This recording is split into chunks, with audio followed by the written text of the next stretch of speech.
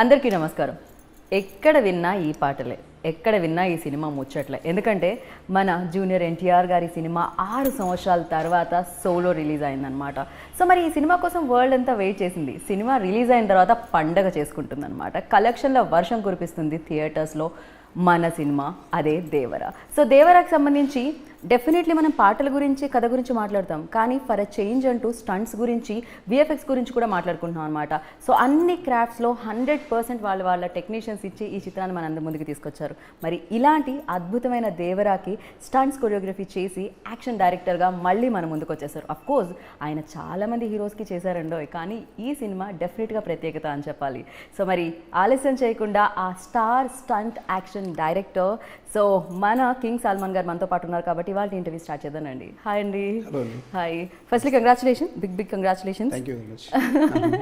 So definitely world అంతా wait చేసింది solo release కోసం. అంటే RRR వచ్చింది, బట్ 6 సంవత్సరాల తర్వాత ఎన్టీఆర్ గారిని ఒక్కరినే మనం అంతలా చూసింది మాత్రం ఈ సినిమాలోనే. ఎస్పెషల్లీ నేను ఇందాక మెన్షన్ చేసినట్టు స్టంట్స్ గురించి మాట్లాడుతున్నారు. అమ్మాయిలు అబ్బాయిలు, అమ్మాయిలకి బేసిక్గా పాటలు నచ్చుతాయి, కానీ ఈ స్టంట్స్ కూడా నచ్చేసాయండి.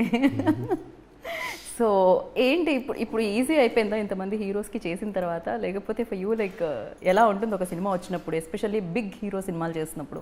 నాట్ ఈజీ అండి. Every fight there is some new different thoughts. Right.